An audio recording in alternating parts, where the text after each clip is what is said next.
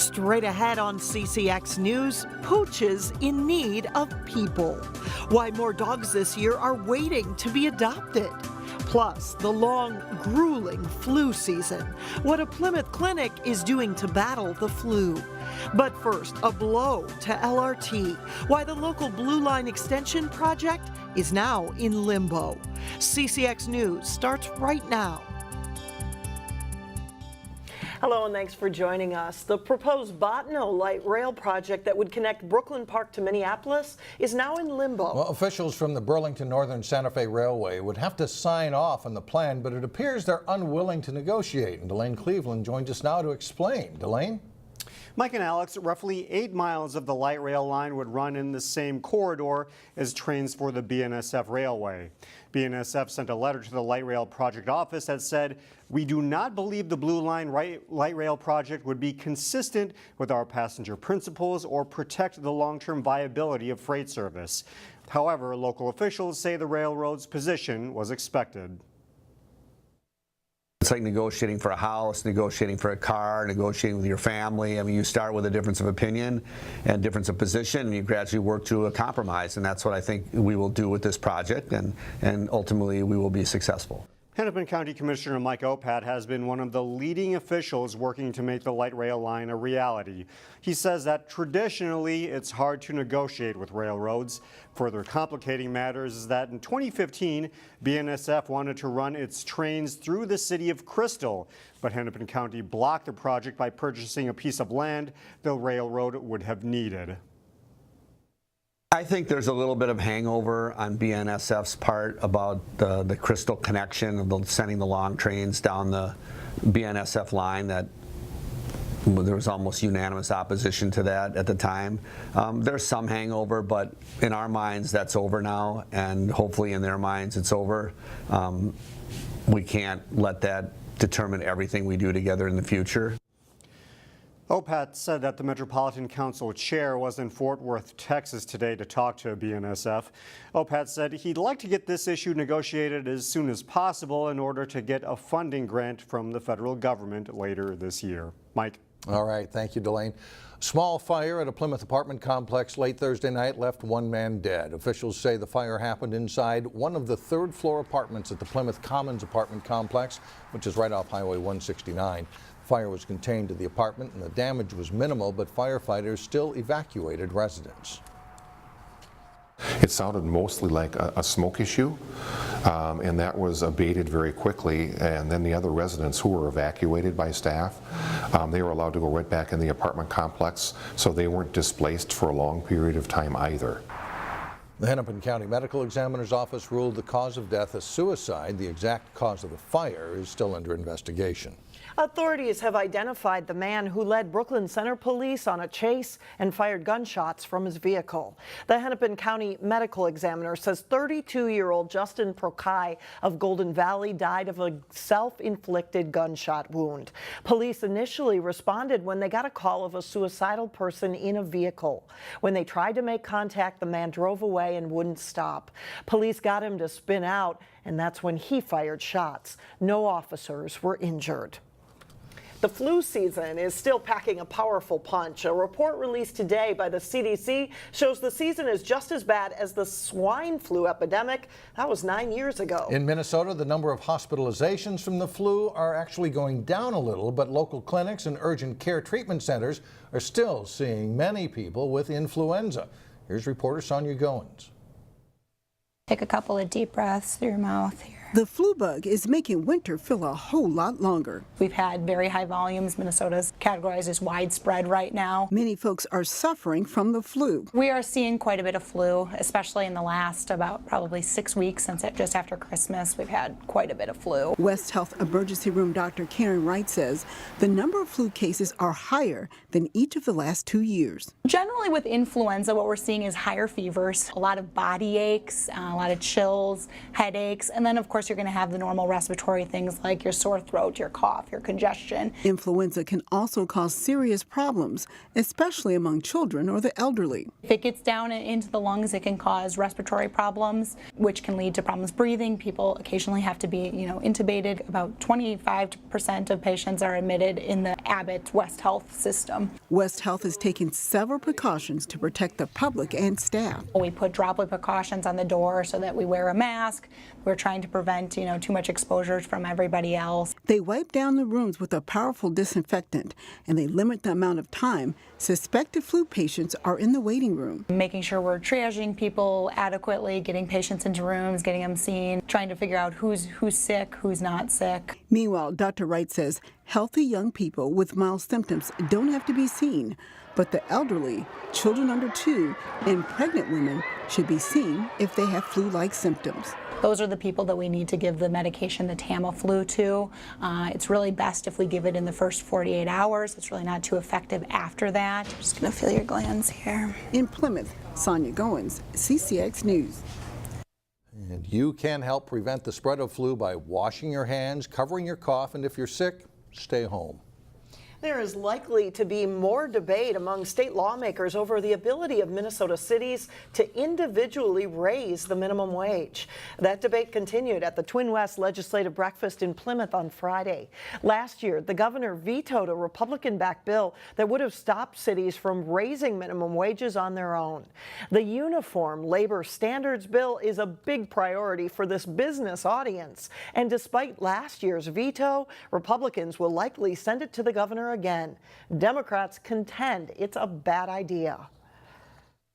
Well, I hope that we never enact that into law. What the proposal that was on the table would do would cut the raises that have been fought for people who live in Minneapolis and St. Paul. And I don't think that the problem that we have in Minnesota is that lower income people are making too much money. When we raise the minimum wage, it actually means, you can see this in every other city that's done it, there will be less jobs. Period. There is no scenario where raising the minimum wage has created more jobs. Supporters say without a state law banning cities from creating their own labor rules, businesses would have to cope with a patchwork of rules all across the state. If you're interested in adopting a pet, now might be a good time. The Animal Humane Society says this is usually a slow time of year, but this year adoptions have been abnormally slow. Usually at the Golden Valley facility there are 20 to 30 dogs up for adoption. On Friday there were more than 50. And staff members have been setting up extra kennels and say they won't turn any pets away, but they are hoping people will come out this weekend to adopt. It is winter time, the holiday season is behind us, the big game is behind us, so things are slowing down a little bit. So we're hoping that people will not forget about Animal Humane Society and the many animals that really are overdue for a good home right now. You can see another example of how slow adoptions are moving by taking a look at the puppies. Usually puppies are adopted within the hour. Well, right now it takes a few days, even for puppies to be adopted.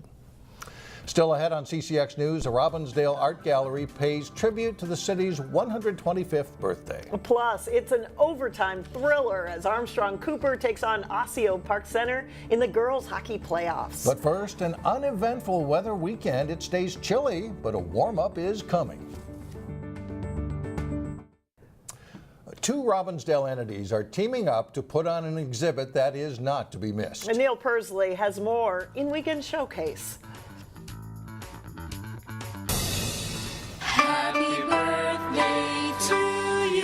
2018 is Robbinsdale's 125th birthday. Happy birthday! The city put together a committee to talk about what to do to celebrate the Robbinsdale Quasquicentennial. I hope I'm saying that right. You are saying that right, Pete, and the Robbinsdale Historical Society has teamed up with the Robin Gallery to host a fantastic historical exhibition on the city. One of the things we wanted to get involved in was displaying the things that nobody sees. In 1924, a housing development called McNair Manor began selling lots along Victory Memorial Drive. The really goofy thing that the McNair Manor people did is they put out a thimble So when you bought a house, you got a McNairman or thimble. How's that for an incentive? There's also a corner devoted to Robbinsdale pretty much in the 1800s. This here is the Hubbard manufacturing plant. They built these chairs and they built these boxes. And the purpose of the box, you could fold it up. If you went to school in Robbinsdale from the 1930s to the 60s, E.J. Cooper was your school superintendent. But he had a life before that. We have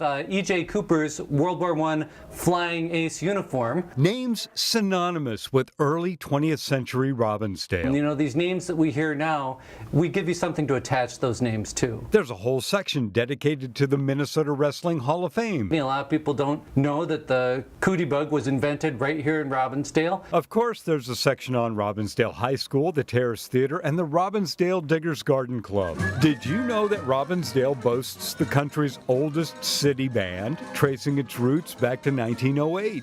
There's just all sorts of little things that we managed to pull out of the closet. The gallery's full of surprises. Don't miss this tribute to Robbinsdale's Quasquicentennial. From the Robin Gallery and Robbinsdale Historical Society, Neil Persley, CCX News. The history exhibit is open through February 24th. You can check the Robin Gallery website for hours and directions. Still ahead, a local singer pays tribute to the Queen of Gospel. But first, Park Center and Maple Grove go head-to-head in a key game in girls basketball. Jay Wilcox has the highlights next.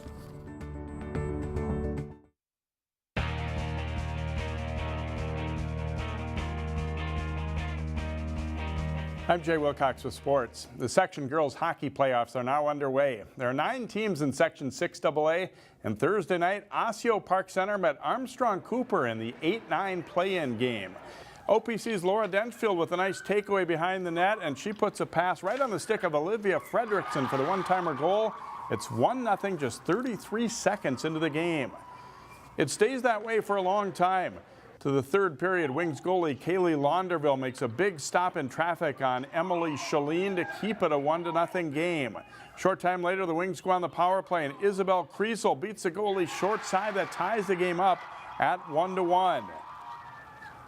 The teams go to overtime and then a second OT, and at 6:28 of the second, Sadie Bresnahan passes to Lauren Price, and she shoots and scores. Armstrong-Cooper celebrates a 2-1 double overtime win. The Wings face top seed Edina in the 6AA quarterfinals Saturday at noon at Parade Ice Garden. That Section 6AA tournament does resume Saturday with 4 big quarterfinal round games. Wayzata is hoping to make a run after a solid regular season. The Trojans are the number 3 seed for the tournament. They enter the postseason with an 18-7-1 record. They've won 7 straight, including wins over Eden Prairie, Minnetonka, and Brack. Those tests have the Trojans feeling good about their chances, even in a high-powered section that includes the top 2 teams in the state rankings, Edina and Blake. I'm super excited. We've had a lot more success than we did last year, so I'm really excited to go into sections and play like the best teams in the state and compete with them, because those are the most fun games. So we're so excited. We peaked about the right time. In previous years we've had a really good start, and then about this time we've had a big slump. So this year is looking pretty good in comparison. Even just having the lake schedule backloaded like it is, you know, we're playing Minnetonka and Eden Prairie and Edina, teams like that every single night. I mean, winning or losing, it really prepares you to play for the playoffs. So it's good for our kids, and the fact that we're starting to win those games and expect to win those games, it says a lot about how far we've come. The Trojans take on 6th seed Benilde St. Margaret's in the quarterfinal Saturday at 4:30 at Parade. Wayzata beat BSM 1-0 very early in the regular season.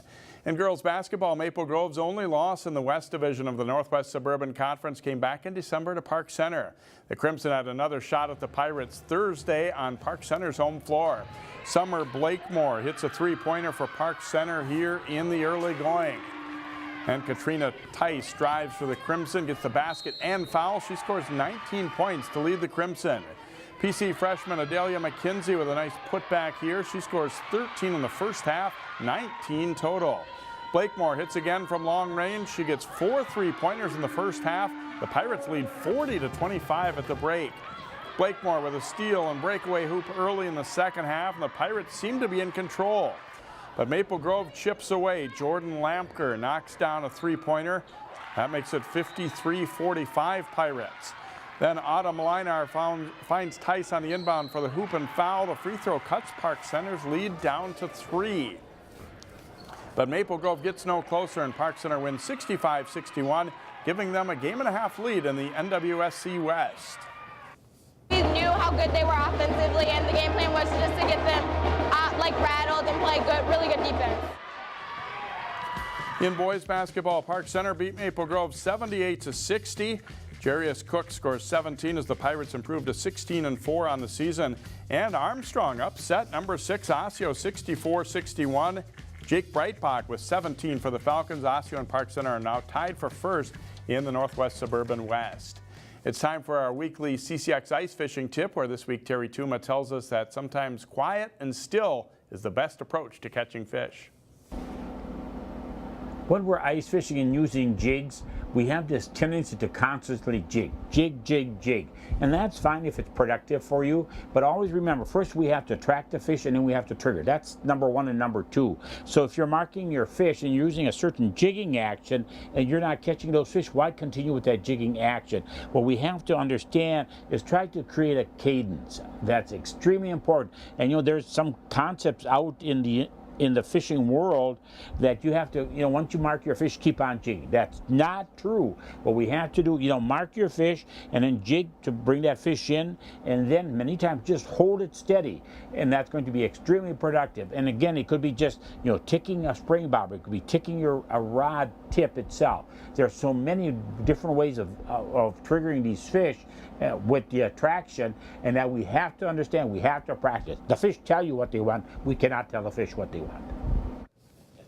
Thanks, Terry. Tonight, Friday at 7 o'clock, it's live wrestling on CCX as Maple Grove hosts Osseo. Back to you. All right, thanks a lot, Jay. Up next, a soulful soul pays tribute to a gospel queen. Our interview with Robert Robinson when we come back.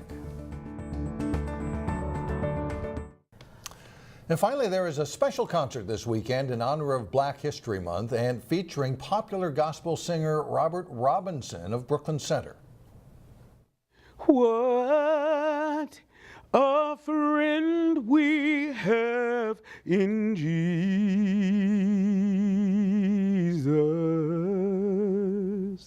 All our sins and griefs to bear.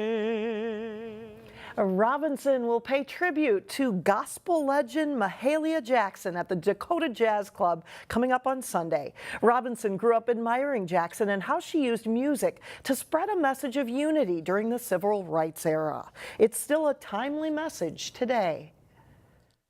Fighting for freedom is not a black thing. It was specifically focused around the African American struggle at that time, but it still applies today. People are still fighting for freedom. For tickets to the Sunday evening show, you can call 612-332-1010. Could listen to him all day long, What a voice, right? Isn't that great? That's all the news for us. Thanks so much for joining us. And we'll see you back here again Monday. Have a great weekend, everyone.